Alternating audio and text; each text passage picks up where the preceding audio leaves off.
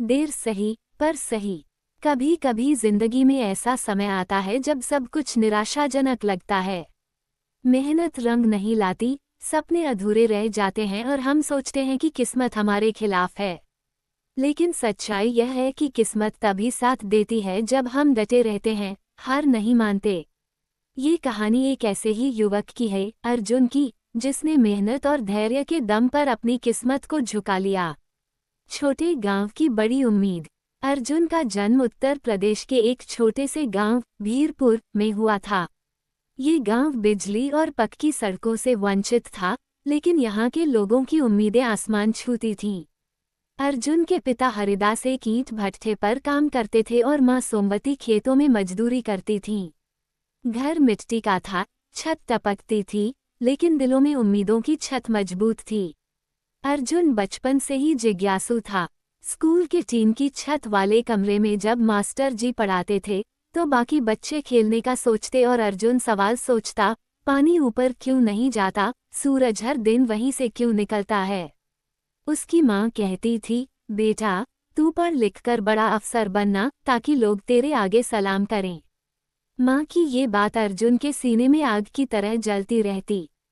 10वीं की परीक्षा में अर्जुन ने जिले में प्रथम स्थान प्राप्त किया। अखबार में उसका नाम छपा, पर घर में अखबार खरीदने के भी पैसे नहीं थे।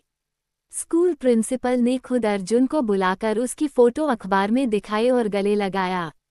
लेकिन ये सफलता ही आगे की सबसे बड़ी चुनौती बन गई। इंटर की पढ़ाई के लिए शहर जाना जरूरी था, पर पैसे कहाँ से आते। माँ ने अपने सुहाग की निशानी चांदी की पायल और कान की झुमकी गांव के साहूकार के पास गिरवी रख दी। अर्जुन को 5,000 रुपये मिले, जिनसे उसका एडमिशन हुआ।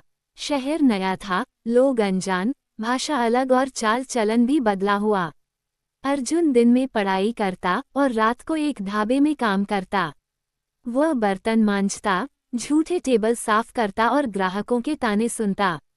कई बार नींद से बोझिल आंखों में किताबें धुंधली पड़ जाती, पर माँ की बातें कानों में गूंजती, थक मत बेटा, तू मेहनती है, तेरी किस्मत तुझसे हार नहीं मान सकती। बारिश के दिनों में अर्जुन के पास छाता नहीं था। कई बार भीगकर परीक्षा देने गया। जब दोस्त पिज्जा और बर्गर खाते, वो सूखी रोटी और नमक खाता।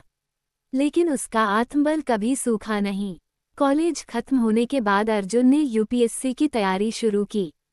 हर रोज 10-12 घंटे की पढ़ाई, पुराने पेपर्स, नोट्स, कोचिंग के यूट्यूब वीडियो और हर महीने की मॉक टेस्ट, यही उसकी जिंदगी थी। पहला अटेम्प्ट प्रीलिम्स में ही फेल, दूसरा अटेम्प्ट मेंस तो निकला, इंटरव्यू में रह गया।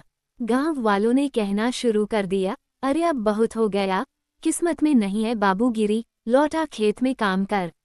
माँ का स्वास्थ्य भी बिगड़ने लगा था, पिता की कमर अब सीधी नहीं रहती थी और अर्जुन खुद मानसिक दबाव में आ गया था।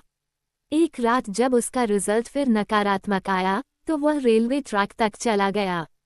लेकिन तभी उसे माँ की चिट्ठी याद आई जो उसने परीक्षा से पहले भेजी थी।